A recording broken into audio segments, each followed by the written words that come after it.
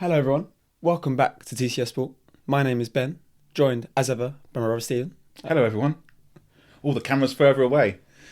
Does this mean that I won't look like I'm Peter Griffin that's been on the mini train all the way around for a night? For the first time the other day, we had somebody on TikTok comment, "Why does your left arm look so much bigger than your right arm?" It was like, I replied, "Insert Quagmire meme here," because it reminds me more of that than anything else. See, my generation will be Homer Simpson, just the one dumbbell. Of course, it's funny. Yeah, but for the first time, all the clips I've ever put out, it was somebody actually commented, but yeah, he had a good laugh with it, to be fair. No, good. Yeah. I saw the YouTube comment as well about the Pedro penalty. Someone saying it was a pen. Yeah. But to be fair, I don't mind. Obviously, I know you disagree, and you will disagree because you said what you said in the last episode. But the way we disagreed was quite cordial. I don't mind even if people disagree. It's just how you disagree, isn't it? No, exactly. So. Sometimes, and like we always say, it's just an opinion. It's not a fact. And even that person, he's given his opinion. I don't agree with it. It's not a fact, but it doesn't mean I'm going to go, "Oh, you're wrong." No, I know, but too often, too quickly, because on social media, it's like that. On one of the clips, so you didn't see it because it would have been on TikTok again.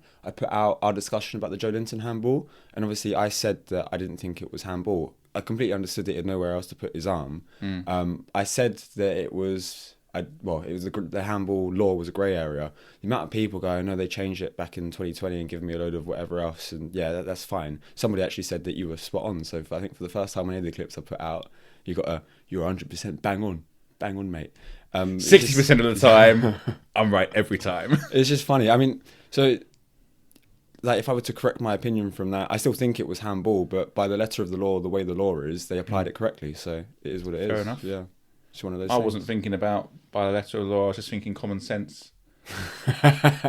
You're saying I don't have much common No, sense? I'm saying I'm that. joking. I'm joking. But no, it's but I mean, for you as well, it all depends, because if that happened further up the pitch, it still wouldn't be a handball if his arm's by his side, and so that's the only way I was thinking about it. I completely understand that argument, because, like I said, I know that he couldn't have put his arm anywhere else. It's just purely because of the fact that 2 passes later it led to a goal. It just felt a little bit unfair. Like, if I was a Tottenham fan, I'd feel really aggrieved with that. So, well, it's not like it was only the night before, is it? So it can't be that bad.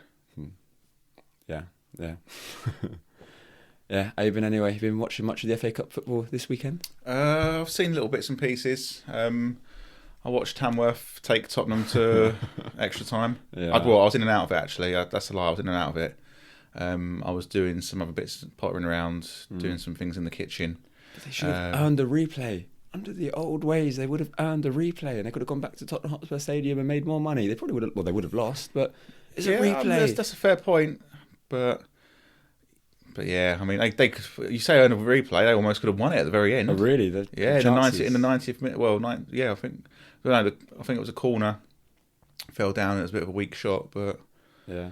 It probably would have been the biggest FA Cup upset in history had it happened. Sutton United knocked out Coventry, who were holders, I think, didn't they? Was that 87? It would have been 88 because Coventry won at 87. I thought, Wimbledon won at 88. Wimbledon won at 88, yeah.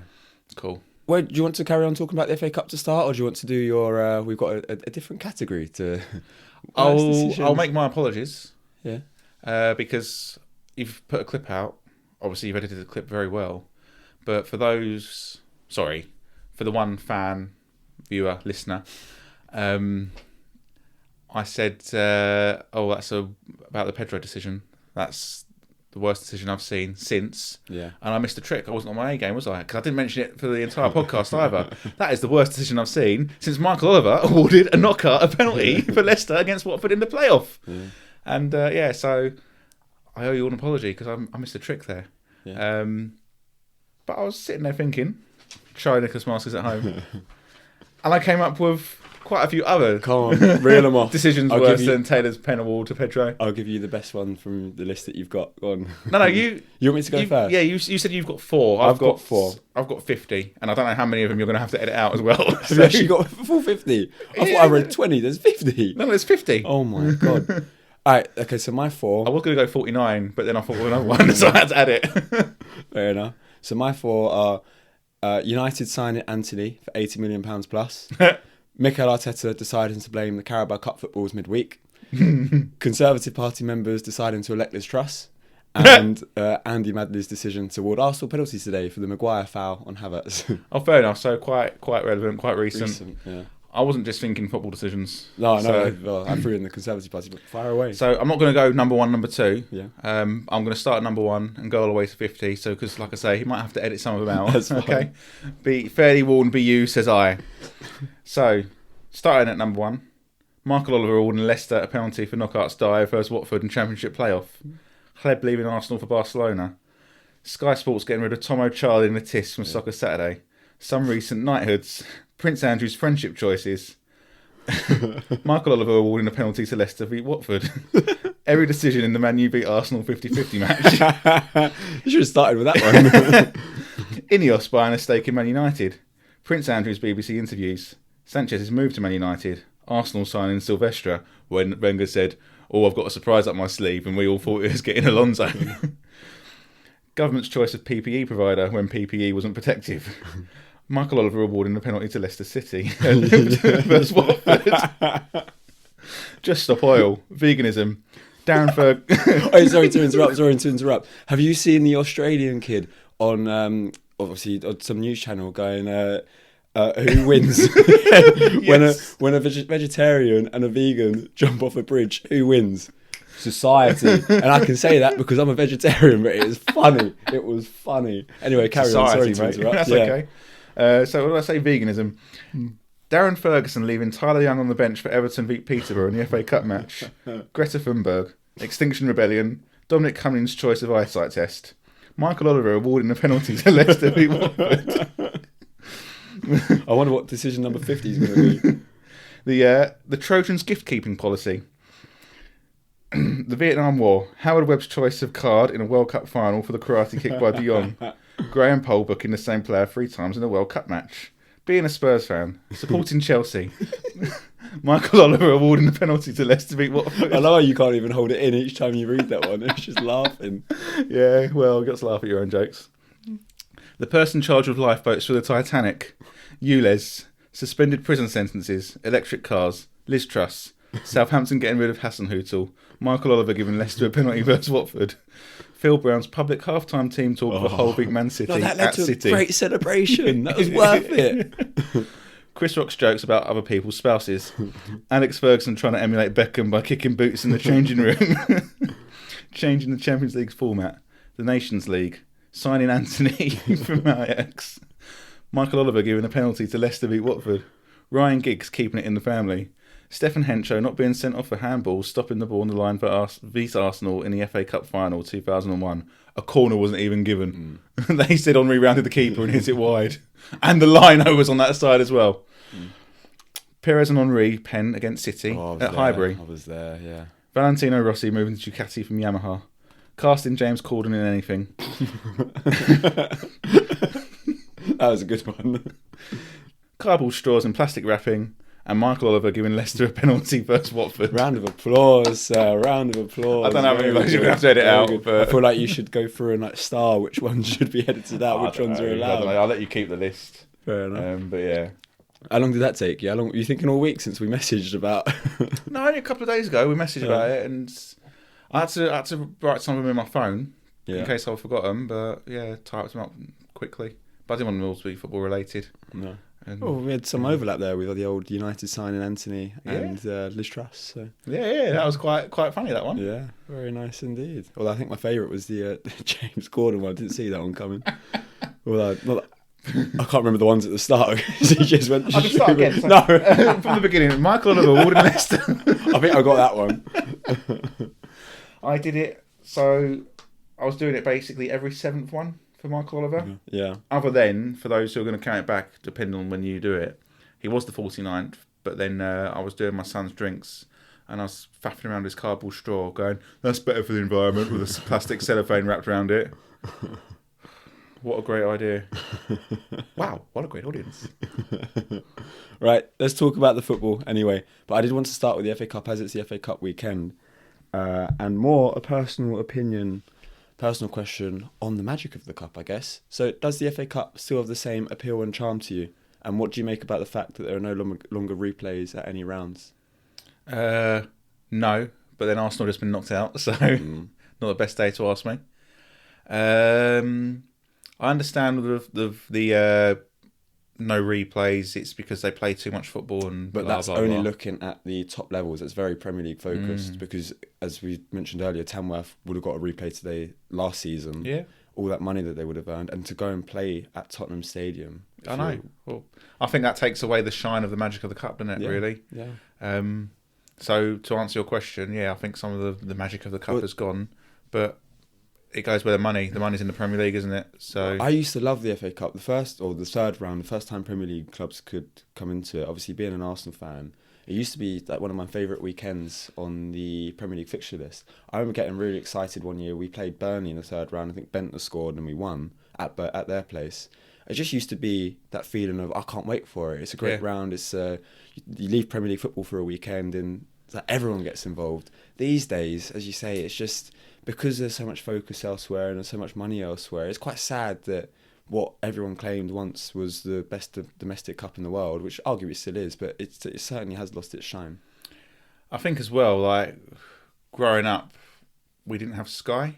Yes, and it's also the fact that there was football on telly, and you do get shocks. I remember going to certain games and then listening in the car, and you hear. So I think it was when Laurie Sanchez was, I want to say, Wickham manager. Yeah, and they knocked out Leicester. So you're looking at, if it's not late 90s, it was early thousands. So Leicester were Premier League side. Yeah, Leicester were Premier League at the time. I think Martin O'Neill was the manager. Yeah. And yeah, you're just hearing it on the radio because I think we were actually driving back from maybe watching Arsenal win the league, so it was one of the later rounds. Yeah. And that's always good, isn't it? Like the minnows knocking out the bigger ones. Well, you always looked, or I used to look to see where could you get an upset. Yeah, and obviously those games would then be on TV because yeah, potentially see what happens. But yeah, like you said, I mean, especially today, how good would that have been for Tamworth to go to Spurs and not just like the financial side of things, but for those players. Yeah, it's what they're never going to play on that. It's the highlight. It would have been the highlight of their career. Yeah, like they worked hard, 90 minutes. Nobody expected them to get anything. Tottenham were meant to turn up and roll them over, whatever scoreline, and yeah, they did eventually in extra time. But massive. But after they conceded the first, they obviously wanted to try and get one, didn't they? Yeah. But also that's where the energy levels, and they're still part time. Yeah, I know because they're the lowest. They were the lowest team left in it, weren't they? I think 7th tier or 6th tier, whatever they were. They were proper. I mean, they not beat Huddersfield in second round, but it's just a shame, innit? Because it is very, as I said, Premier League focused. The fact there are no longer replays as soon as the first round starts. And I get it's an annoyance. It would have been an annoyance for Tottenham to play Tamworth again, but Tamworth earned it. I mean, they should be taking them to the cleaners. I know. Shouldn't they? Like Werner, you've probably not seen it, but Werner was through on goal, and yeah, the keeper's made a decent save, but he's played international level. He should be lifting it over the keeper. He should be finishing it off. Yeah. Well, when I saw it go through to extra time, because obviously I was at the Arsenal game today, so I wasn't watching the Tamworth game live until I got there, and I saw it go through to extra time. It just made me think, it is the history of the Tottenham, because they beat Liverpool 1-0 in midweek, and then they struggled to beat Tamworth, and yeah, they got over the line. But the story is about Tamworth. Well, I'll go back to what we said here. They are madness, aren't they? Yeah, genuinely. Like, how do you? I've not seen the game. Apparently, they're going, the guy that scored the goal for Spurs midweek was lucky not to get a second yellow, but that's how it goes sometimes. But yeah, sometimes you get decisions, sometimes you don't get decisions. Sometimes maybe good. Again, yeah. Do you want to talk about the Arsenal United game as well, or? Not really, but I suppose we have to because we're casual fans. Or it's I'm casual. You've got a load of work to do for it, and spreadsheets and all that sort of thing. No, but United deserved their win. Yeah, I was watching it and I was just like, wait, it got through to penalties. And I was like, even if we win this, we haven't deserved it. No. So, and I think I was saying to you off of the pod when I don't get it. Like, this is what annoys me. Like the history of Arsenal United, down to 10 players, and it's still just. It's like I didn't look interested. It's only when they went 1-0 down, up the tempo of the game, got the equaliser, and then pass, back, pass. And yeah. I'd rather they be like 2 seasons ago, outplaying teams, but a little bit more open. All right, you might concede, but we know you're going to score, and you're just outscore teams. You lose a bit of control Yeah. in the games, but you know that at least it's going to be exciting. It's not even fun to watch. I don't even know what we are No. at the moment. It's all I know is we had a good win at Sporting, we had a good win at West Ham when Ødegaard came back. I thought, all right, this is it. We might try and kick on now. Hasn't been. I mean, I know he's got other injuries, but it's the goal scorer as well. I mean, Havertz today, the chance he missed, and I know Chelsea fans are going to be like, hey, it's finally happening. Like, Yeah. I'm not turning on him, but the chance he missed today and then he misses the penalty, like, Yeah. But I'd question, well, you've seen the chance he's missed, don't put him in the starting five for the penalty then.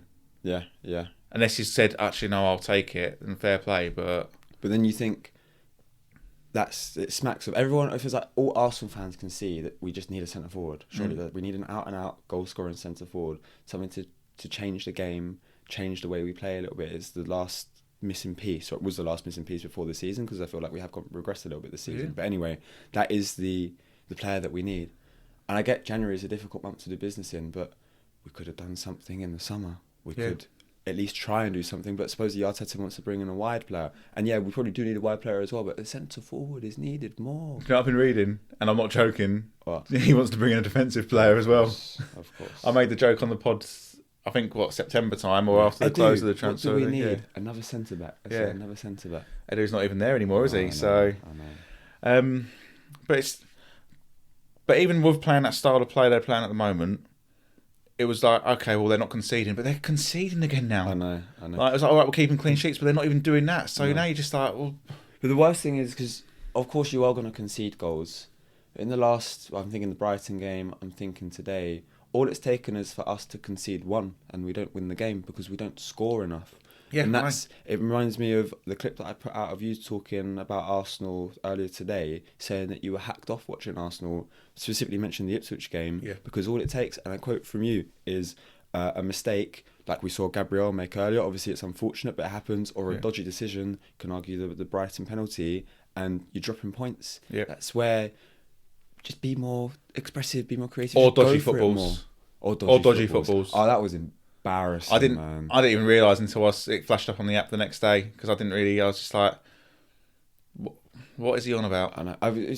Firstly, they trained them for 2 or 3 days before the game. But secondly, and this is the big one, it's the same for both teams. I know. Isaac didn't grab another ball, did he? Like, no, just stop playing and swap it out. I can't kick that ball, it's too lightweight. I obviously haven't seen the rest of his press conference, so I don't want to misquote anything else that he said, but to even reference the footballs, all he had to say was, we played okay, because we did play okay. We missed chances at 0-0. If you miss chances at 0-0, you leave yourself vulnerable to losing the game, because that is what happened. Yep. Obviously, Martinelli hit the post. We had a 1 or 2 from a corner. Even at 1-0, I think Gabriel had one that Dubravka saved. We had the better chances. We just didn't take them. And obviously, if you don't take them, then Newcastle deserved their win, as United deserved what happened today. You get punished. They got a clinical goal scorer in Isaac. Exactly. There you go. That's the difference. The centre forward point. They ain't getting nothing from Newcastle. No, I know. That's it. That's that one done. So then the next question to ask about Arsenal is, what happens to our season from here? Where do we go from here? They need to write it off. I think just finish top 4 now, because they shouldn't finish outside of the top 4. Try and get as far as you can in the Champions League, but they're nowhere near good enough to win anything in the Champions League. I don't think they're going to win the league unless some miracle happens or they make a couple of signings. And even then, it's harder in the transfer window in January, because they say the price is a bit more inflated. And yes, I know there's been injuries, but now the way I feel about Arsenal at the moment is sack it off and go again next season. And then next season, City will rebuild in the summer, and we'll be without a league title again. They're already doing their business. It's funny, I was speaking to a couple of people on the train on the way up to the game today, and one of the lads said that he was just a little bit worried that we've missed our boat, obviously, essentially, to go and win the league. And it does feel like that a little bit, because City are going to bounce back next season. The business that they're already doing this month, they're looking at signing I think it's now second top scorer in the Bundesliga, because Kane scored a penalty this weekend, but a player from Frankfurt, a winger. They're looking at signing a centre-half from France. I think they still want to bring in one more player. I'm assuming that would be a holding midfielder, because that's the position that they probably need most with Rodri's injury. But they're going to bounce back. Guardiola's staying there.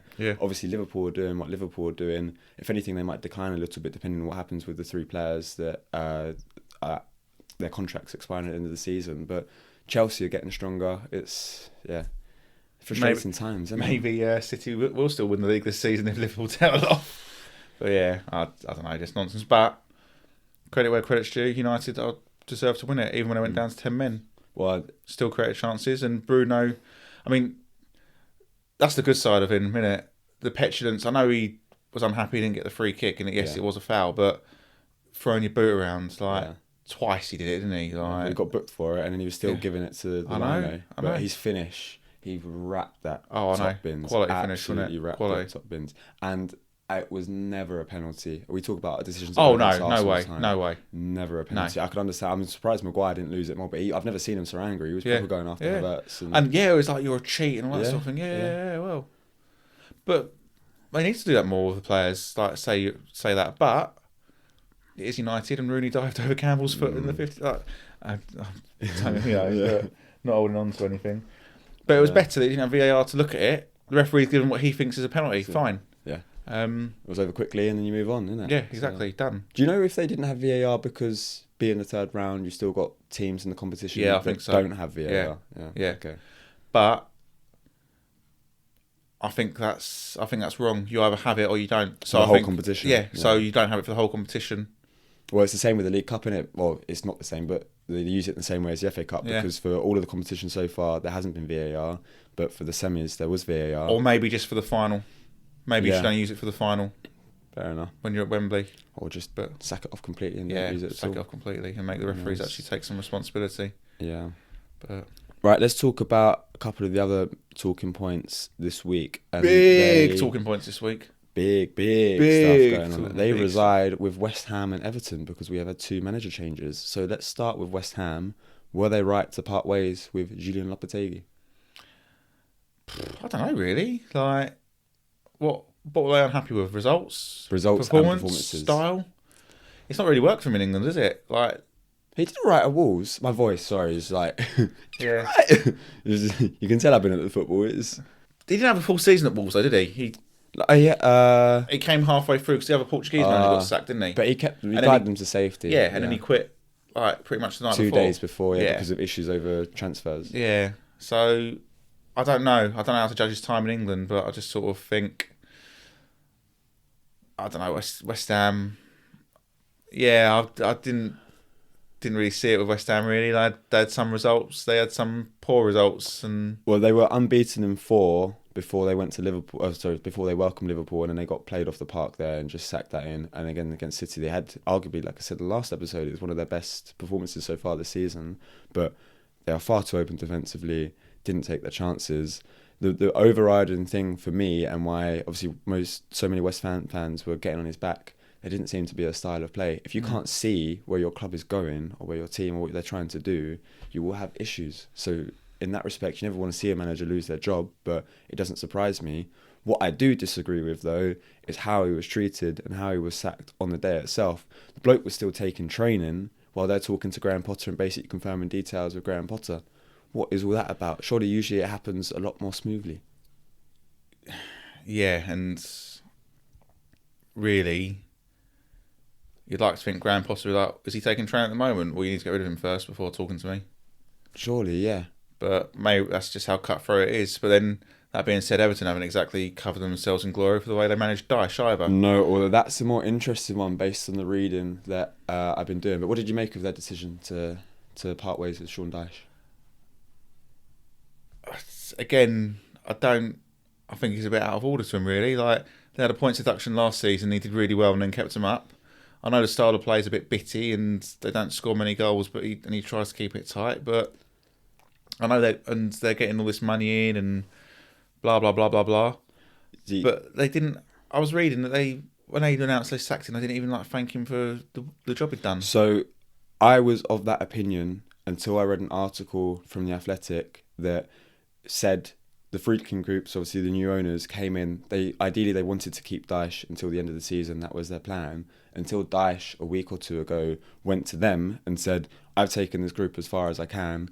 I can't take them any further forwards. They're not responding to my methods." So to me, yes, the timing was idiotic. 3 hours before you're playing in an FA Cup game, but it was almost like Dyche forced their hand. The reason why they couldn't do it any quicker though, was because trying to agree a compensation package with Dyche, and that is why he didn't get thanked on social media. I know it's so petty and whatever else, Okay. but Dyche was wanting his full, even though going to the owners to say that, he still wanted his full payout for the rest of the season. Yeah, fair enough. The owners were entitled saying, to it. yeah, but the owners said, well, no, you're not getting that based on how you've sort of forced our hand, and there was just a disagreement over that. Well, I didn't have to sack him though.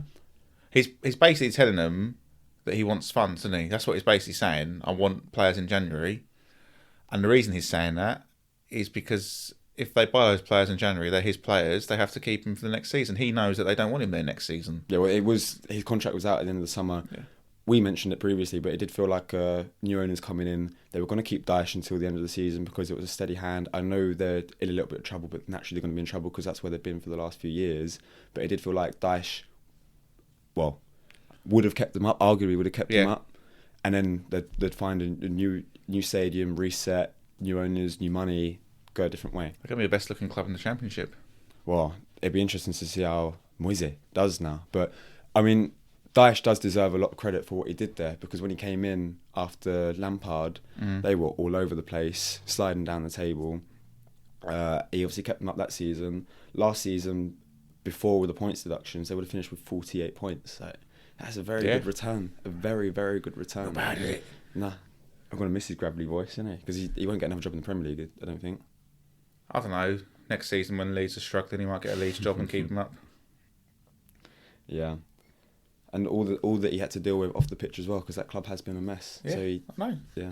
And that's why he should get his full pay, in my opinion. Fair enough. But Fair especially enough. seeing as they can afford it, because they're gonna be throwing money at players left, right, and centre. Yeah. Was someone I saw on social media? Someone got prime 2000s Barclays back. Yeah, with old Moyes coming back in. And watch and die turn into Stephen Pienaar. I saw the edits and everything, yeah. It should be good. Just need Sam Allardyce now to bring Blackburn Rovers back to the Premier League. Or Bolton or whoever else. He was at West Ham. I'm surprised West Ham didn't go for him again. Yeah. You didn't catch any of the Villa West Ham Cup game, did you? I saw the first half, so I saw Paquetá's goal, but I did then see the... It's funny, you mentioned earlier about the Liverpool-Arsenal Stefan Henshaw, but I was going to talk about the Aston Villa shot that went out for what was clearly a goal kick. Yeah, I that know. They gave us a corner. I know, but did you see Paquetá diving around, losing... Konsa, was it? Yeah. Who then plays the ball back, and then the goal comes from that. Mm-hmm. If it had stopped... There was another one a little bit later. He gets caught literally on the chest, goes down holding his face, and the referee gave a free kick, and was it Bailey or Rodgers or someone like that? It was the one that was alleged to have fouled him, and it was co-commentating. I think it was Ali McCoy, and he's like, I'd be embarrassed if I was him. Yeah, absolutely embarrassed. But it got me thinking, I'm fed up of this. Players will go down and dive and hold parts of their leg and all that sort of thing or whatever to feign injury. And the worst one at the moment is the head injury, isn't it? Because they know player will be stopped. They'll hold their face and hold their head.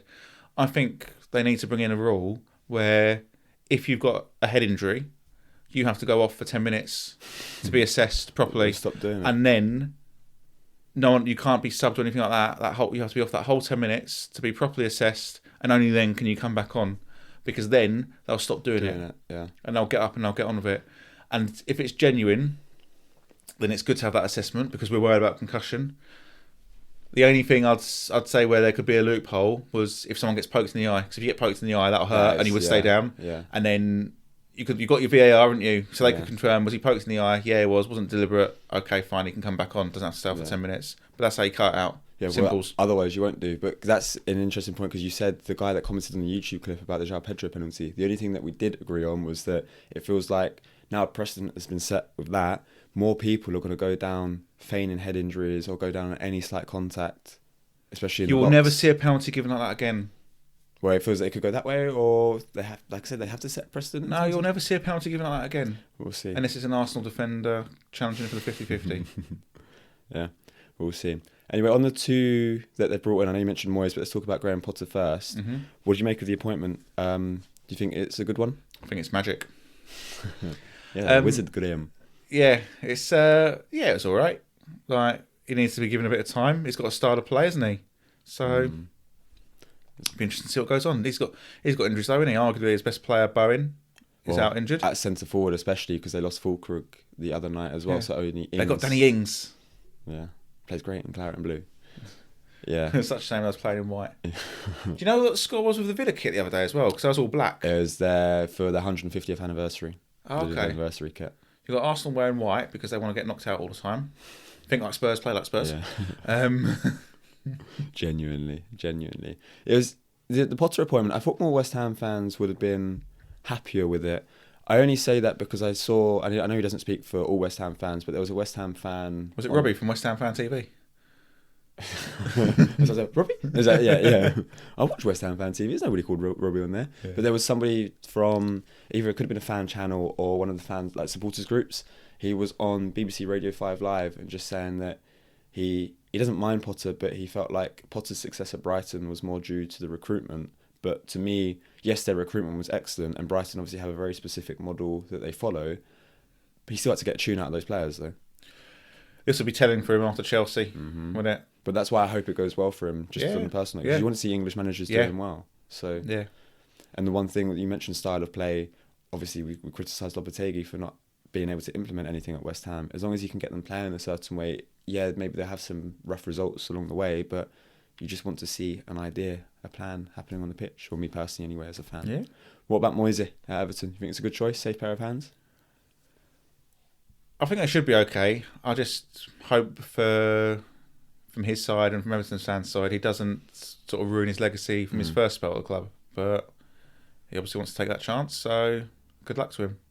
Yeah, I mean, imagine that he's been promised that now they've got new owners, there will be investment into the club on the player side of things, buying players. I think that they can now buy players. Obviously, they still have to be careful within rules, but because of all the penny pinching and selling some of the best players over the last few years. What length of contract was he given? 2.5 years. Okay. Because he obviously said as well that interesting. Before Christmas he didn't want to go to a club constantly scrapping for relegation.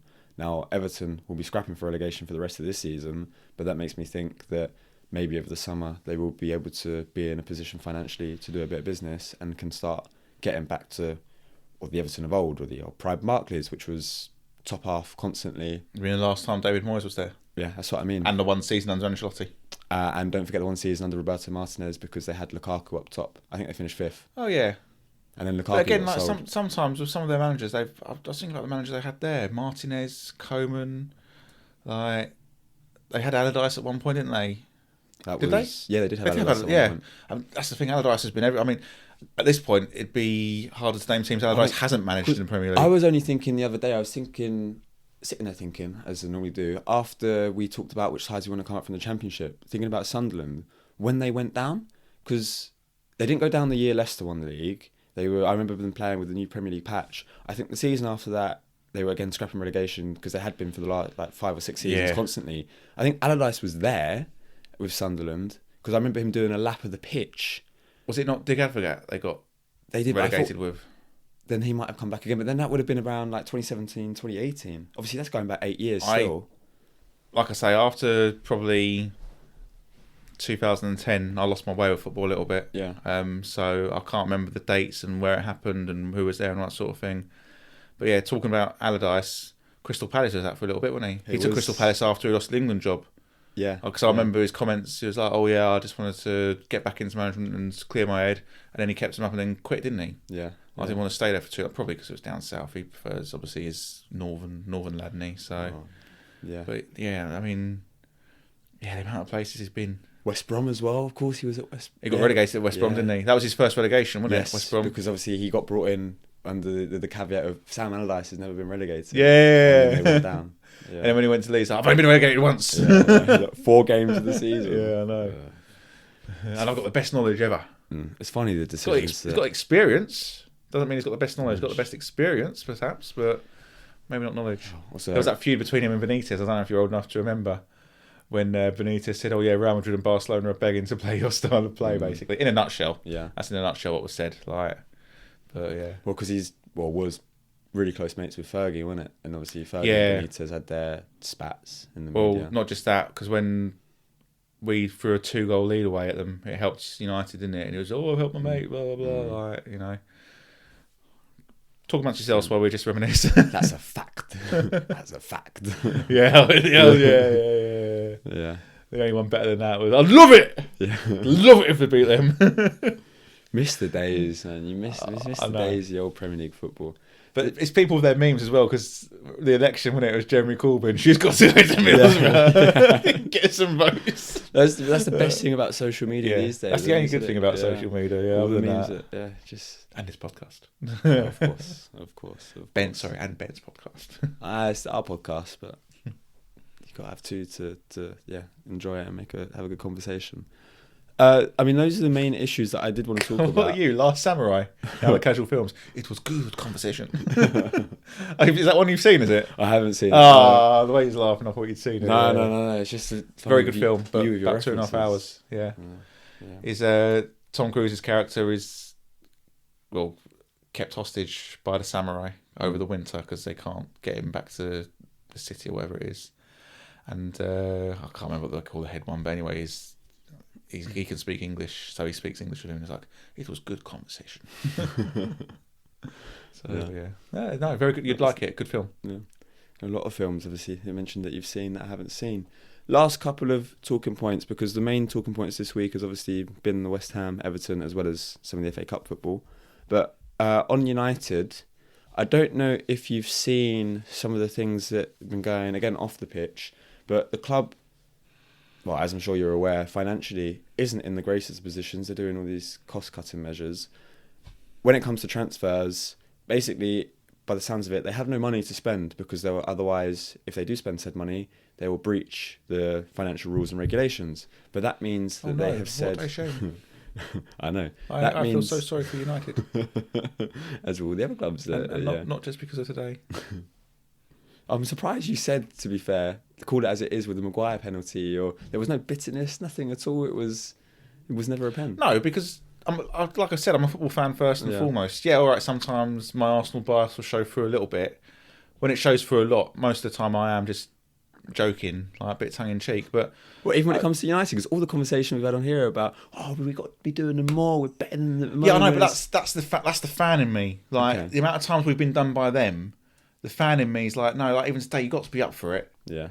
Don't lose to them at home. Like you get 10 men from 60 minutes take you to penalties. Yeah. You should be embarrassed. Well, I can't remember if you already mentioned it on the podcast, but I was talking to Dad, and Dad talking about obviously the '99 memories and saying Odegaard went the same side as Bergkamp. It's like, do you think how many of these players do you think realise that or play with that in their heads? I don't know. Again, like when you don't come through the ranks and that sort of thing, don't support the club you're playing for. And that's what we're getting a little bit. I'm not saying they don't care, because Odegaard obviously cares, like. But yeah, so that's the fan in me, like sort of just wanting to win it. But I call it as I said. Would I want that penalty given against me as a fan? No way. No. That's the way I look at it. Would I want that given the other end? No. And a lot of this, there's only some decisions where it's really difficult, where it's like, I wouldn't want it given against me, but then I think it's a penalty sort of thing. Yeah. But never a penalty. No. Never. For a little push there, just descending down. Maguire doesn't need to put his arms out, but still, you do that as a defender, isn't it? But even then, it's not going. It's going away from goal, and it's Havertz. Yeah. He couldn't hit the back of the net from 2 yards twice. Did you see the one in midweek as well? The header that he had, or the header that came off his shoulder. His shoulder, great defending up top. Oh. What a great piece of defending. Honestly. 60 million down the drain. I think it starts to be whack. No, I'm joking. I'm joking. Not jumping on that bandwagon. No, I know. But yeah, he needs some time out. But yeah. Anyway, the question that I was going to ask before we got sidetracked, because United's financial issues, it seems like they're going to have to sell players before they can buy. They've been saying in the media, including Amorim backing up those higher up the food chain at the club, that everyone's open to be sold, including the likes of Garnacho and Mainu, which I thought was a little bit weird. Garnacho, fair enough, because he hasn't featured that much. I know he started today, but obviously had some disciplinary issues with Amorim. But Mainu is like United Saka almost. It's the lad that's come through the academy. He's a really good. Well, he's a good player, but got a lot to develop there. It's because it'll be 100% profit. I know, but then how are we getting to this stage? I could you can thank Chelsea and City for this, and Man United from 2008 onwards, because Ferguson's always said, "Oh yeah, it's an inflated transfer market, blah blah blah." He was the one that set it all off when he refused to let Ronaldo go for less than £80 million. That was the first wow, that's. But you can argue amount, that Ronaldo is, because he's one of the greatest players, if not the greatest player to have ever played the game. You could argue that he's worth that. No one's worth that. Fair enough. It's way overinflated. Like, but now that buys you an Anthony. That buys you an Anthony. Yeah, I know, but it's just. Well, to be fair, it was €80 million, not pounds, wasn't it? Still. So, but it's all overhyped, overinflated. It's all a load of nonsense. You've still got people who are living homeless, and you listen to it and talking about, oh yeah, well, 20 million is nothing. It was like the Paul Merson the other day with Trent. Like, these people need to have a little bit of humility and have a look outside and what's going on in the real world. Back to the football, though. The casual politics. Yeah, because on the financial rules themselves, I know you said that it's the fault of previous clubs that had a lot of money and inflated prices, but I'm split between, do changes need to be made with the financial rules, or is it the club's responsibilities to not waste as much money as they have done and put themselves in the positions that they're in? Because United should never, obviously, if they want to sell them, then of course that's fine. They're more than welcome to sell any players that they want to, but they shouldn't be in the position having to say, we want to sell Kobbie Mainoo. I mean, they haven't said that per se, but they shouldn't be in that position to say that. They haven't said they want to sell him, have they? They've just said that he's open to being sold. But it's like Chelsea with Conor Gallagher. You've got an academy player coming through. You're meant to like prize and almost hold up on a pedestal if they're good enough. If they've made it all the way to the first team, which arguably those players are good enough, they should be there playing now.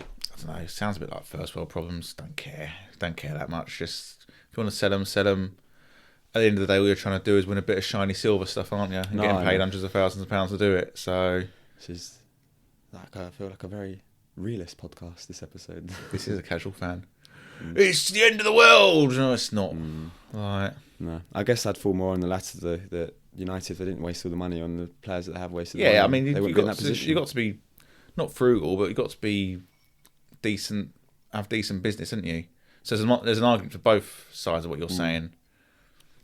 But the whole idea of the financial fair play and the PSR rules was to stop clubs like Chelsea and City getting taken over by multi-billionaires, and then, like, I'm not saying they were money laundering, but just going, yeah, here you go, here's a blank cheque, and to try and keep it on a bit more of an even kilter. Yeah. Doesn't feel like it's worked there, really. No, because there'll be ways. Look, City's got 115 charges, haven't they? What's going on with that? That's still going on. Last question I have to ask you is, in his press conference after they beat Salford yesterday, Pep Guardiola said that Kyle Walker has asked to leave City this month to go and play abroad. 2 questions for you then. 1, do you have any opinion on that? And 2, is he the best right back of his generation? I saw that. I didn't realise that was a genuine question. I thought you was being funny. I say of his generation in the Premier League. Yeah. I'd mention it more. Is in like the last 10 years or so? Yeah. No. Who would you put ahead of him? Is that 2 thinking off the top of your head? Would you put Trent ahead of him? Not as a defender. Kyle Walker, the only thing Kyle Walker has is pace. Yeah. Some of his decision making, he scored a couple of decent goals here or there. But some of his decision making has been abysmal. And he's been in a very good City team where they don't have to defend too often. No, but he's been used defensively in that City team because of his pace as, we'll leave him back if they get hit with the counter, obviously. I mean, it's a very valuable asset to City and how they wanted to play, but you can tell that's the reason why he struggled so much this season. He's lost pace. Yeah. No. Fair enough. I always remember, I'll say it again, we've had a discussion. Reece James is a far better defender than him. He's just too injury prone. Yeah, I know. Thomas Partey. No, I'm joking. Oh, not, please, no. He came on and brought him on at right back again today. Scored his pen, though. Yeah, straight down the middle. I was saying, Partey's penalty before he took it, that was either going in or it was going Rosette. There's no in between with him. I still remember Southampton at home in the 2022-23 season. It's 3-3. We've come back from 3-1 down. Just give the ball, 95th minute, wherever it was, give the ball to a player in a better position. He hits it about 4 miles over the bar. What are you doing, Thomas? He did bang one in against Spurs though that season, didn't he? I think. No, he hit the post. Off. No, at home. Oh, sorry, at home. Yeah, the way he smashed it against the bar or post. Sorry. Yeah, of course. Yeah. But yeah, just no. To answer your question about Kyle Walker, What? And do you think Pep's playing mind games with Liverpool? Like he wants to go abroad. Real Madrid to come calling. Yeah, with Trent's team, isn't it? Yeah. Or maybe that's what happened. City let go of Kyle Walker, and then they'll buy Trent in the summer because Guardiola and Trent are always on the touchline there. Yeah, all over each other. The funniest thing with Kyle Walker though, after the Inter Milan final when they won the Champions League, and obviously CBS with Thierry Henry and that out there, and I think Grealish asked the question to Thierry Henry, would you have had Kyle Walker in your day? And Henry was just like, please. I know. Please. I know. Like Grealish must have been drinking early. Like what a ridiculous question. Yeah. Because Henry went all day. Yeah. Yeah. Just Walker. laughed Yeah. Just he wouldn't have been able to defend against Bergkamp, Kyle Walker. Hey, Bergkamp was very good. Bergkamp was quality. World class. You know that you said that he was, but Bergkamp was world class. Yeah. A lot of the old reading different books about Dutch footballers have him as their number one. Yeah. And that says it all because of some of the players that the Dutch have had. Yeah. Anyway, I think that wraps that one up nicely for me. You got any more to add? Michael Oliver. Of course. Of course. I think that's the argument going forwards. Anything that you need to make an argument for, even if you disagree, just use that argument, you win. That's it. That's what we're going to use in this podcast. You just need to remember, Michael Oliver will anything knock out a penalty. And on that note... And it was less contact than what Maguire gave a penalty away for Havertz today as well, by the way, which we're saying isn't a pen, because it wasn't. Yeah, I know. But with Michael Oliver, insert Breaking Bad meme, all of it, it's all about me. And that's the worst thing about that League Cup loss as well, because he's a Newcastle fan. I didn't even think of that. Yeah. The box I didn't even tick. He'll be watching it at Newcastle probably. Yeah. But anyway, on that note, this is the last you'll see us because Arsenal season's over now. Yeah. We can't talk about Arsenal anymore. Oh no, what are we going to do for the rest of the episode? Have to. Casual fans, aren't we? Yeah, Have to. I'm joking. I'm joking. I love the way that in your one-to-one videos, when you're plugging the channel, you're always wearing one of your Arsenal tops like that. But I wore a grey hoodie the other day, but yeah, sometimes it brings a little bit more colour. Yeah, he did. Yeah, it brings something different. I can tell when it's an older clip as well. Can you spot the difference when it's an older clip? Because it's daylight. Oh yeah, no, yeah, that's a good point actually. Because I put that one out about Postecoglou, but the one I put about Postecoglou the other day was the very first one that we filmed. Was it really? Because I was in shorts and it was obviously a lot hotter. Oh, fair enough. It was relevant, or the bit that I got was relevant. Yeah, so. Absolutely. Yeah. All relevant. Indeed. All just opinions though. Feel free to have your say. Well, I love engaging with people, even if they call my opinion wrong. It's just how you disagree with people, as I always say. Just an opinion. As I always say. Anyway. But it was never a penalty. Today or last week. Yeah. I can't believe the amount of people disagreeing them last week, though. I can't believe the amount of people that think it's a pen. In actual fact, before we wrap up, let's talk about the referees. Yes. About that. Yes. Howard Webb. Howard Webb and Dermot Gallagher. I haven't seen Dermot Gallagher. I know you messaged me. Well, he said exactly the same thing. Well, Joao Saliba Pedro doesn't head the ball hits Saliba. Yeah. Because Pedro beats Saliba to the ball of the 50-50, but Saliba's motion is to try and head that ball, so it hits a different part of his head, doesn't it? Yeah. Therefore, Saliba hits the ball. Anything to justify the decision that was given there. You know what they're trying to justify, aren't they? It's not a decision. They're trying to justify the VAR. Yeah. Because they've said, no, it's fine. Just come out and admit you made a mistake. But what Howard Webb said is basically verbatim what Dermot Gallagher said. Oh, well, the Joao Pedro headed it onto Saliba. Yeah, and it hits Saliba's head. Yeah. So clearly an email's gone out. But when that's the head of PGMOL saying that that's a foul, then I still, if I could really be bothered, I'd still want to sort of write in or whatever and say, oh, really, Howard? So why when David Luiz obliterated Jimenez's skull was a penalty not given and the VAR review not given a penalty then, and no one's come out since and gone, that was a mistake, that should have been a penalty? You know why it wasn't? Because it was against Wolves. No, because it was Jimenez defending a corner, so it was in his own box. Oh, was it Jimenez defending the corner? Okay, so why didn't they get a free kick then? Yeah, I imagine they got a free kick. I don't really know. It's, yeah. Who knows? Who knows? But the argument that they used that Joao Pedro headed it onto Saliba. I'm just glad that Michael Owen was there. Not that you need to have somebody that agrees with your own opinion, but at least Michael Owen went, well, I didn't think it was a penalty. Obviously, you had the 3-1 match of the day. Go, well, I didn't think it was a penalty. Precisely because of the contact that Saliba made on the ball. But the two on Riff Watch, Sue and Stephen Warnock. I forget what Sue's surname is. You know who I'm talking about. Sue though. Smith. Sue Smith. Thank you. Yeah. They both agreed with him. Yeah. No. I think it's like, are you mad? So you're telling me you're happy that when you was playing, if you went for the ball like that and you made contact, you'd be happy if a penalty was given against you as a player for that, would you? These are people that play professionally. Like Jamie Redknapp and Steve Sidwell, embarrassing. Yeah, because in the argument to play devil's advocate, the argument you could use, because there is so much contradictory opinion, that's maybe the reason why the VAR didn't get involved, because it's not clear and obvious. But yeah, brushed the side of his head, no? I don't know. Back to talking about decisions. And what was worse decision than that one? Hang on. Are you really going to get the full document out? Just say what I want you to say. Just say it. Say the line, Steve. Casting James Corden and anything. Oh, I missed the trick. No. Michael Oliver giving Leicester a penalty versus Watford in the Championship playoffs. And on that note, that is the end of the episode. So thank you ever so much for watching. As per usual, if you enjoyed the content, please do like, share, comment, subscribe. Even, as you said previously, if you don't enjoy the content, just do it anyway. Because, why not? And always get involved, because I will always respond. The idea of this is to hear different people's opinions. So I don't respond. I read it sometimes, maybe on YouTube, because I don't have all the others, but I don't respond. Because I go, another idiot. God, what a gash opinion. And thank you ever so much for joining me, as per usual. We shall see you on the next one. You know, people are going to go, what? Oh, I love it.